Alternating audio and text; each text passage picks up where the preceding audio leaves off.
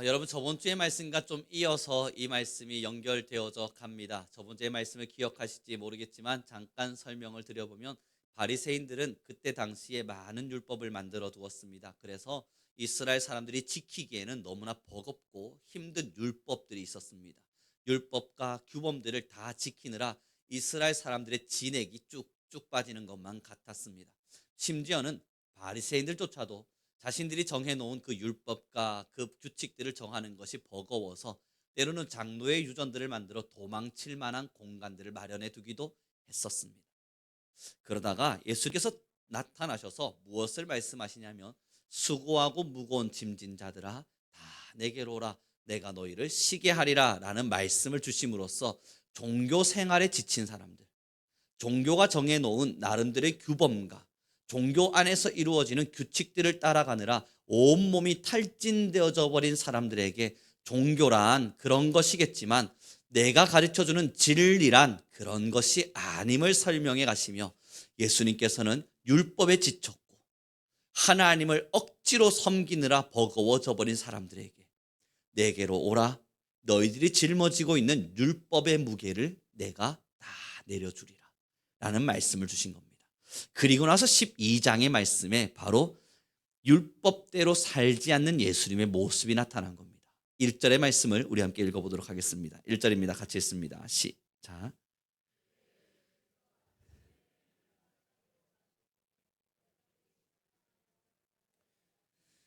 여러분, 예수님께서 수고하고 무거운 짐진 자들, 율법에 지쳐있는 사람들 다 내게로 오라 말씀하시고 1절에 뭐라 이야기합니까? 바로 율법을 폐하시고 율법을 지키지 않으시는 예수님의 모습을 등장시켜요. 이게 여러분 무슨 율법을 지키지 않는 것인가 궁금하실 수 있는데요. 1절에 이렇게 기록되죠. 그때 예수께서 안식일에 밀밭 사이로 가실새 제자들이 시장하여 이삭을 잘라 먹으니. 제자들이 뭘 했죠? 시장해서 이삭을 잘라 먹었습니다. 그거 당연히 누구나 할 수 있는 일들 아닙니까? 생각할 수 있지만 언제 했는지가 중요합니다. 내가 지금 배가 고파서 이삭을 잘라 먹는 행위를 언제 했는가 하고 성경에 보니 우리도 알고 있는 1절, 예수께서 안식일에. 여러분 십계명에 뭐라고 기록되어져 있습니까? 안식일에는 아무도 일하지 말고 너희의 종들도 여종도 남종도 누구도 다 일하지 말고, 심지어는 너희 집에 거하는 나그네라 할지라도 일하지 말고 그 안식일을 기억하여 거룩히 지키라. 그러므로 모든 노동을 폐했습니다. 그러니 유대인들은, 바리새인들은 노동하는 것 자체를, 안식일에 노동하는 것 자체를 하나님을 향한 도전으로 여겼죠. 계명에 대한 어김이요 하나님의 말씀에 순종치 않는 모습이라 보았습니다. 오늘 이삭을 잘라 먹었다, 이 단어가 바로 노동입니다. 감히 지금 추수를 한 겁니다. 내가 배고프다는 이유로 잘 자라나고 있는 이삭을 베어다가 추수를 해서 비벼서 먹은 거예요. 그러니 이건 자기가 추수에다가 탈곡까지 해서 맛있게 먹고 있는 겁니다. 그래서 바리새인들이 볼 때에는 율법을 어겨버리는 겁니다. 얼마나 괘씸하겠어요. 율법을 감히 어기다니, 그 율법을 어기다니 정죄하는 마음으로 2절의 말씀이 시작됩니다. 함께 읽어보도록 하죠. 같이 읽겠습니다. 시작.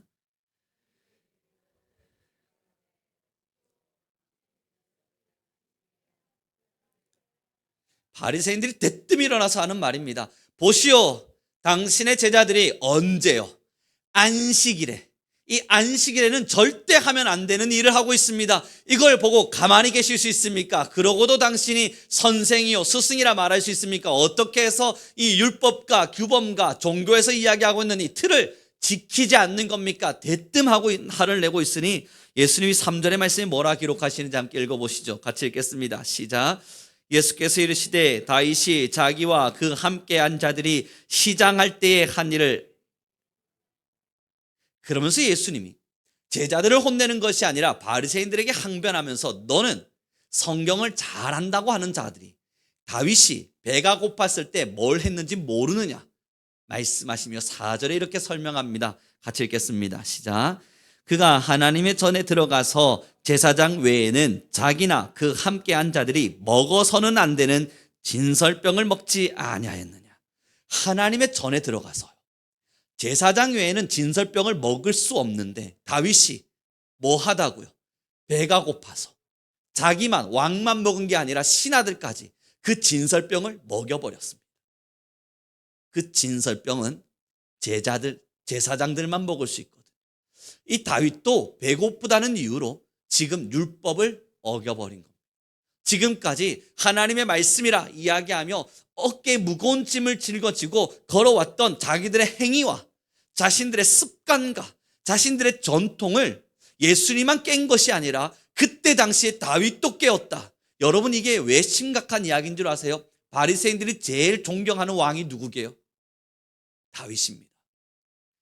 수많은 왕들을 비난할 수 있지만 절대 비난하면 안 되는 왕이 있거든요. 그 왕이 누구냐면 다윗입니다.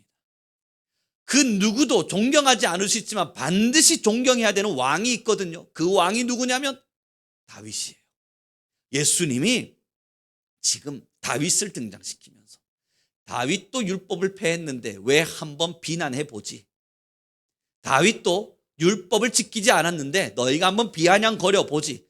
다윗이 한 행동은 괜찮은 행동이냐, 정당한 행동이냐, 대뜸 말씀해 보시는 겁니다. 그리고 5절의 말씀을 함께 읽겠습니다. 같이 읽죠. 자,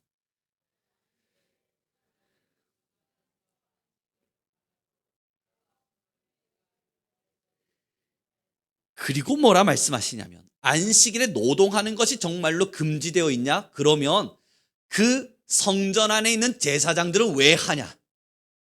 여러분, 그렇게 묻는 거예요. 제사장들도 노동하는데 그건 왜 안 되냐? 그건 왜 하나님께서 허락하셨냐? 노동이라고 하는 것 자체가 의미 있는 것이 아니라는 걸 설명하는 거예요. 다시 말씀드려보면 안식일에는 노동하면 안 된다라고 하는 율법이 그러한 의미로 주어진 것이 아니라는 걸 하나님이 설명하시면서 제사장들은 노동할 수 있지 않았느냐? 제사장들이 노동할 수 있다면 사람들 누구에게나 노동이 허용되지 않겠냐? 그 말씀을 주시는 거예요. 다시 말씀드려보죠. 안식일을 하나님께서 아무일도 하지 말고 쉬라 명하신 것은 노동을 금하신 것이 아니라는 이야기예요. 그런데 바리새인들은 노동을 금하는 것에 중심을 두어서 일하지 말라, 아무것도 하지 말라, 거기에만 목을 메었습니다. 그래서 예수님 말씀하시는 겁니다. 그 너희가 지키고 있는 노동하지 말라는 율법을 제사장들이 어기고 있다.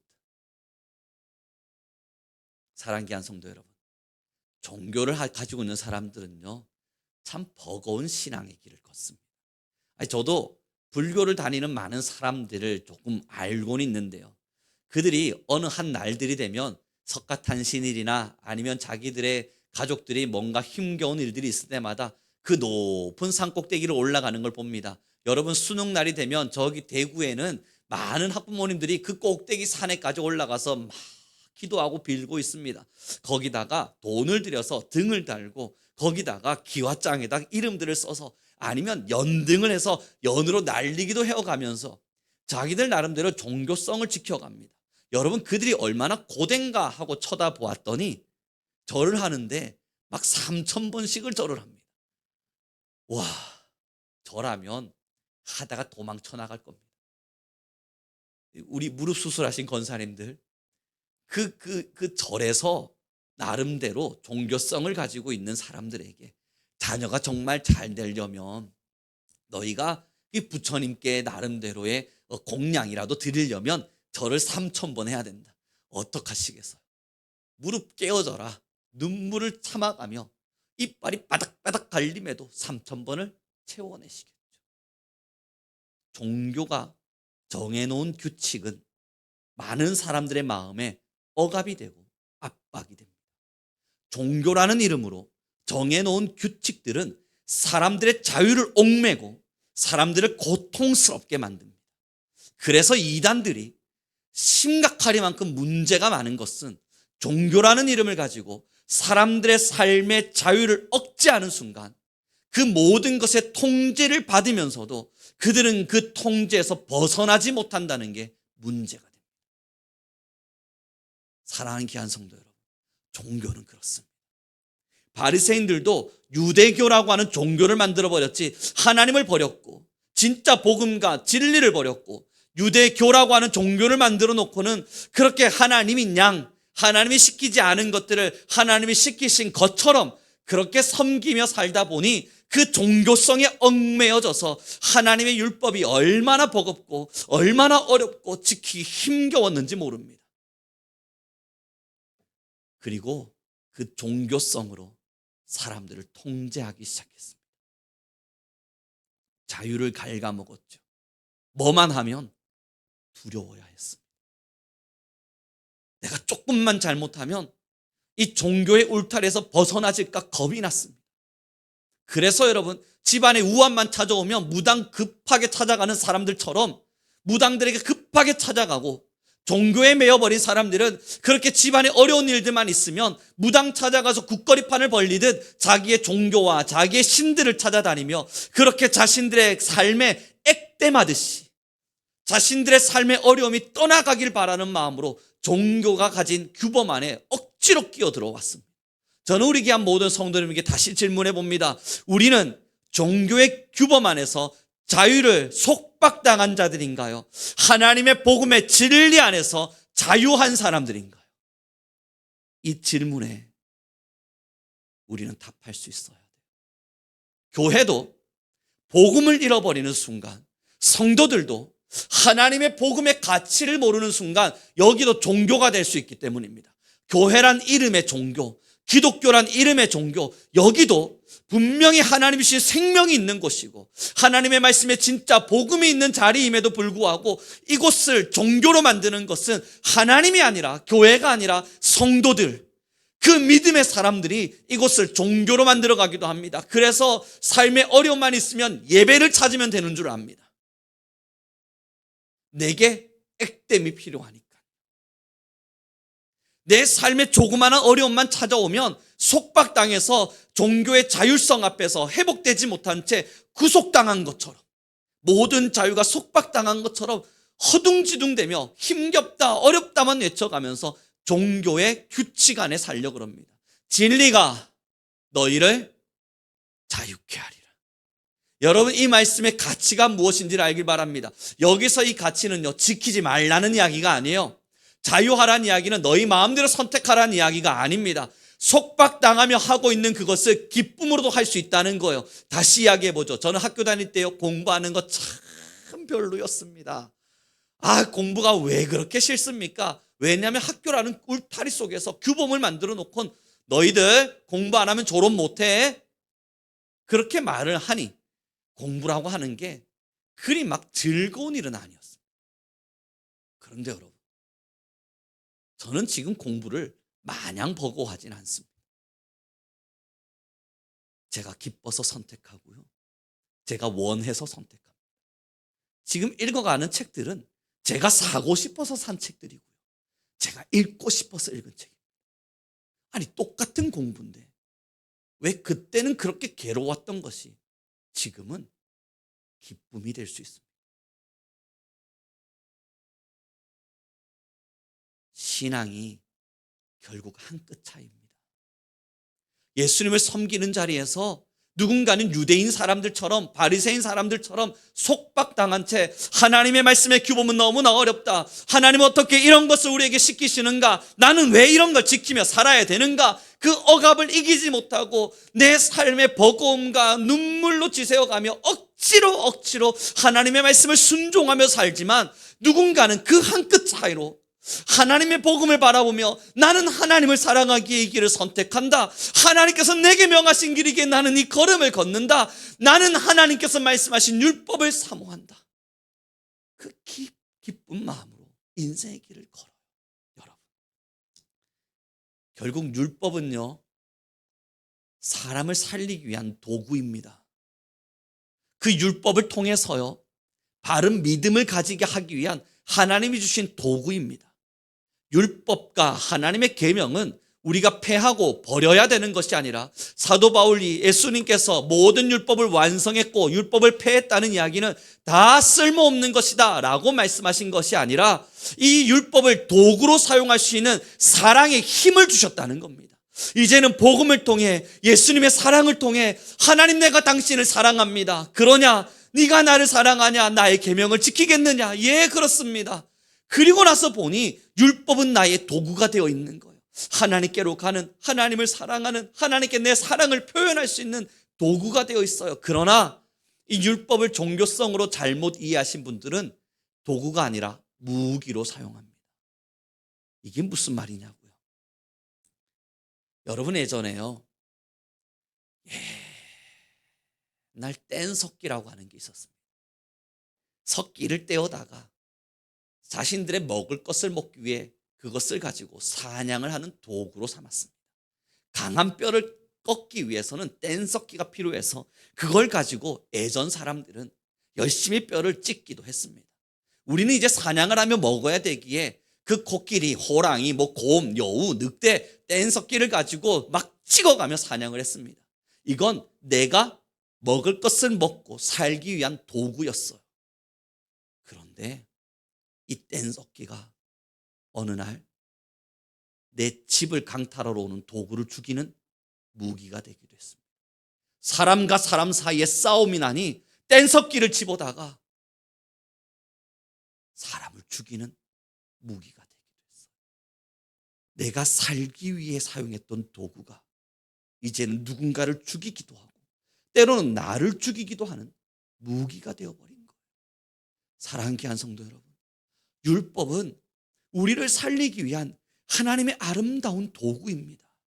우리가 교회 생활을 하며 하나님의 말씀을 지켜야 될 이 아름다운 계명은 우리를 살게 하기 위한, 우리의 영혼을 살리고 하나님의 영광을 보게 하며 우리의 모든 삶을 윤택케 함으로써 우리의 영혼까지 책임지기를 원하시는 하나님의 놀라운 도구입니다. 이 도구를 쥐고 있는 사람들이요, 누군가를 죽이기도 합니다.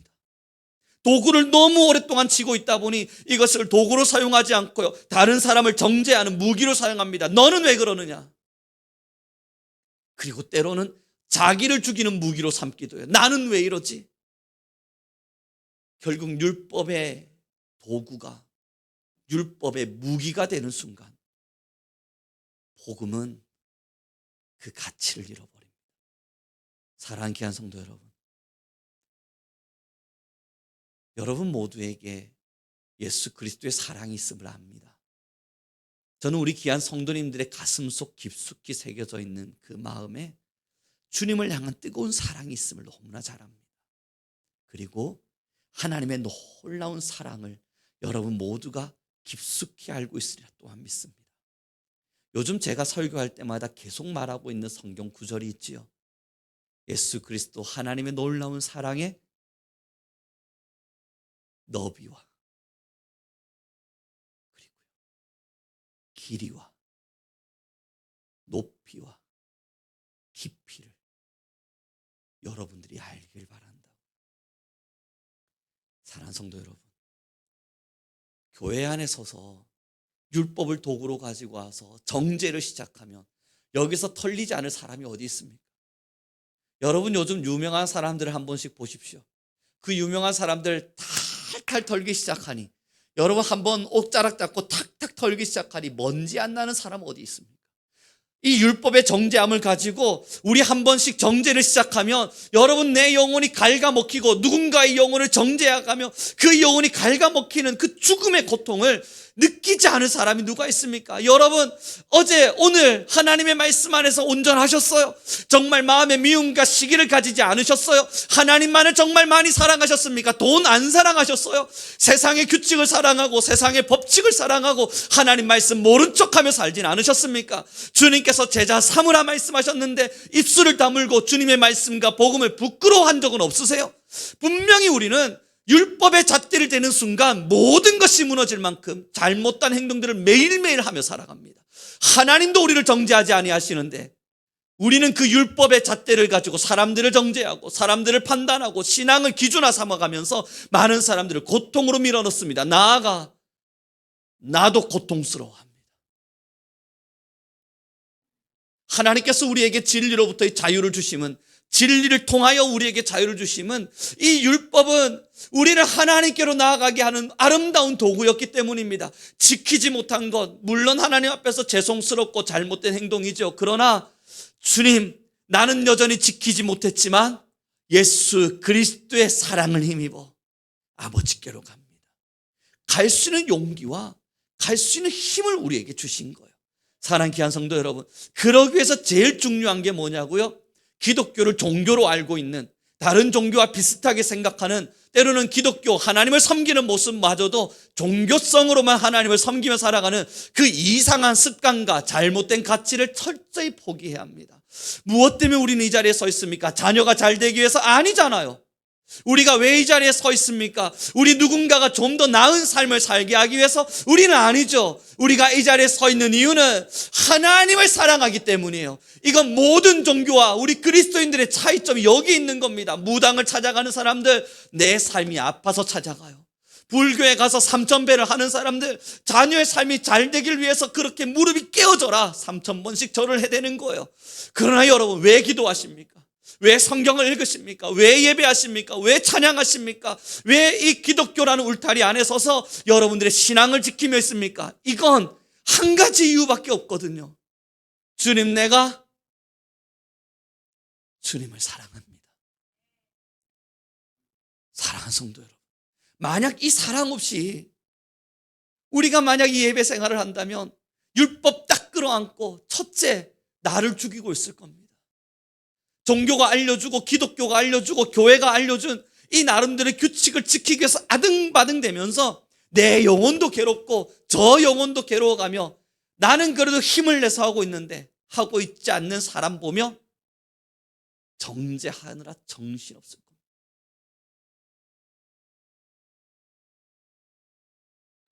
그러나 우리가 하나님을 사랑하기에 이 신앙을 시작했다면 이야기는 달라집니다. 내 인생의 잘됨과 나의 가족의 풍요와 내 삶의 여유와 넉넉함을 위해 신앙한 것이 아니라 하나님을 사랑한다는 그 하나의 이유만을 가지고 이 신앙을 시작했다면 가는 걸음은 똑같아 보여도 전혀 다릅니다. 똑같은 선택도 전혀 다른 마음가짐일 겁니다.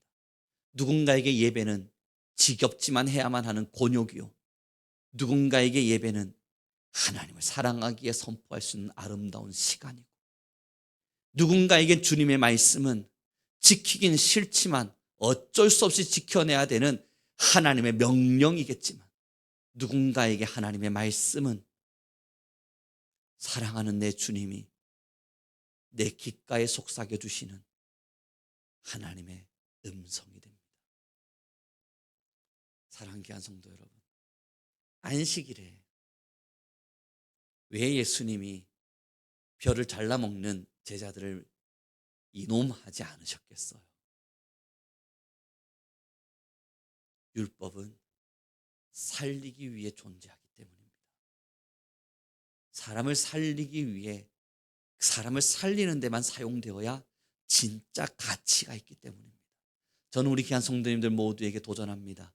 여러분들은 신앙의 이 자리에서 하나님의 계명을 도구로 사용하십니까? 무기로 사용하십니까? 여러분들은 하나님의 말씀과 그 계명을 누군가를 살리고 나를 살리는 도구로 사용하고 계십니까? 아니면 누군가를 죽이고 누군가를 정죄하고 다른 사람을 판단하고 때로는 내 영혼마저도 갉아먹는 무기로 사용하고 계십니까? 우리 함께 고백합시다. 주님, 난 주님을 사랑합니다. 저는 그래서 요즘 우리 성민교회를 위해 기도하고 우리 귀한 모든 성도님들을 위해서 기도할 때에 제1되는 기도의 제목이 바로 여기 있습니다. 지식에까지 넘치는 그리스도를 알아서 제발 우리 그리스도 하나님의 백성들, 우리 성민교회 성도님들은 하나님의 사랑의 너비와 길이와 높이와 깊이를 알게 하십시오. 그 풍성의 풍성으로 더해지는 하나님의 놀라운 사랑이 인생의 삶의 길을 걸어가는 지표가 되게 하십시오. 이제 말씀을 정리해 가기로 합니다.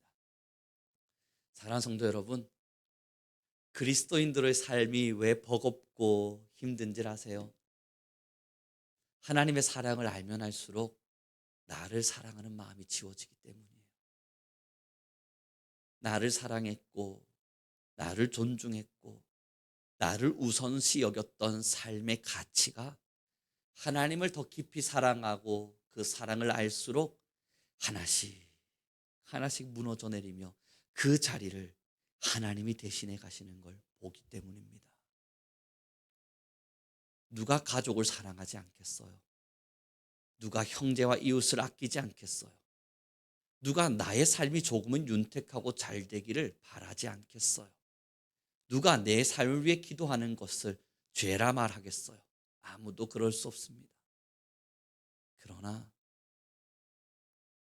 저는 우리 성도님들 모두에게 이 길을 제안하고자 합니다.